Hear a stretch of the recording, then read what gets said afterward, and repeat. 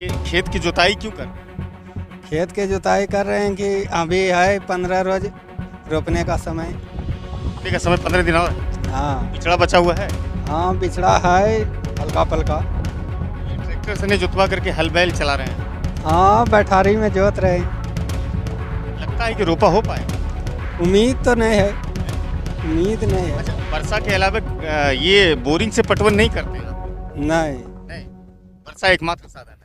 हाँ, किसानों को लेकर पूरे देश भर में राजनीति होती है, लेकिन इस बार जिस तरह से अल्पवृष्टि का प्रभाव किसान झेले हैं और रोपनी को लेकर के जिस तरह से वो परेशान है, कहीं न कहीं बेरुखी मौसम के कारण किसान आज बुरी तरह से प्रभावित हैं। कहा जा रहा है कि भागलपुर और बांका में 23 और 10% ही रोपनी हो पाई है। आज अब तस्वीरों में हम आपको दिखाने की कोशिश कर रहे हैं कि जहां हम खड़े हैं ये डहरपुर और सारत का इलाका है, ये गोराडीह प्रखंड में आता है। आप देखिए कि दूर दूर तक जहां तक आपकी आंखें जाएगी वहां तक दूर तक आपको दिखाई देगा सिर्फ परती जमीन, बंजर जमीन।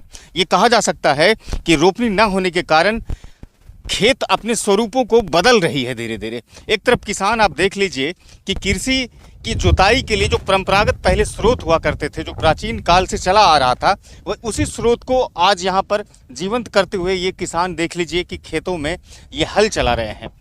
जहाँ रोपनी ना होने के कारण से किसान परेशान है, वहीं रोपनी में काम करने वाले जो मजदूर थे उनको भी मजदूरी नहीं मिल पा रहा है। एक तरफ सरकार के लिए पहले से जो मनरेगा में कार्यरत श्रमिक थे उनका भुगतान अभी तक नहीं हो पाया है, जिसके कारण से श्रमिक यहाँ से अब पलायन करने का मन बना रहे हैं। सरकार का ये दावा था कि 310 दिन आपको रोजगार दिया जाएगा साल में मनरेगा के तहत। जब मनरेगा से काम निपट जाता था तो मजदूर आकर के रोपनी में अपने हाथ को आजमाते थे और वहाँ से 2 पैसे कमा करके अपना भरण पोषण करते थे। लेकिन एक तरफ मनरेगा की मार तो दूसरी तरफ रोपनी की मार। आप सहज इस बात से अंदाज़ा लगाइए कि जिस जिला में 23% और 10% रोपनी हुई हो, वहाँ की किसान की क्या स्थिति रही होगी। ये पूरा इलाका धान के उत्पादन के लिए जाना जाता है। 15 अगस्त तक जो कृषि के जानकार है वो कहते हैं कि 15 अगस्त और 20 अगस्त तक अंतिम समय रहता है रोपनी का, और उसके बाद से फिर रोपनी नहीं हो पाती है। हालांकि ज़्यादातर किसान अपनी शिकायतों में ये कहते हैं कि हमारा जो बिचड़ा था, जो हमने बीज डाला था रोपाई के लिए, वो अब लगभग मर चुका है। हालांकि इस बीच में सरकार ने कई घोषणाएं भी की है किसानों के लिए, चाहे वो डीजल अनुदान की बात रही हो या फिर फसल बीमा की बात रही हो, तमाम घोषणाएं उन्होंने की है। लेकिन ज़मीन पर कहीं ना कहीं वो योजनाएं बहुत ही सुस्त रफ्तार से दौड़ रही है। लेकिन अब तस्वीरों से सहज अंदाज़ा लगाइए इस बात से कि पूरा देश आज आज़ादी का अमृत महोत्सव मना रहा है, लेकिन किसान के कलेजे में क्या दर्द है इस धान के उत्पादन को न होने को लेकर के। कहा जा रहा है कि बिहार में लगभग 1 हेक्टेयर पर लगभग 33,000 से भी अधिक का नुकसान एक किसान को होगा।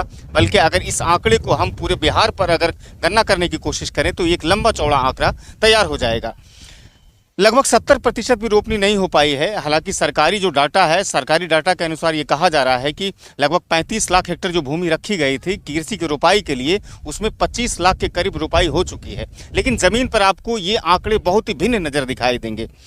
देश कल जो है आज़ादी का महोत्सव मनाएगा, लेकिन किसान उस दर्द को, टीस को महसूस कर रहे हैं।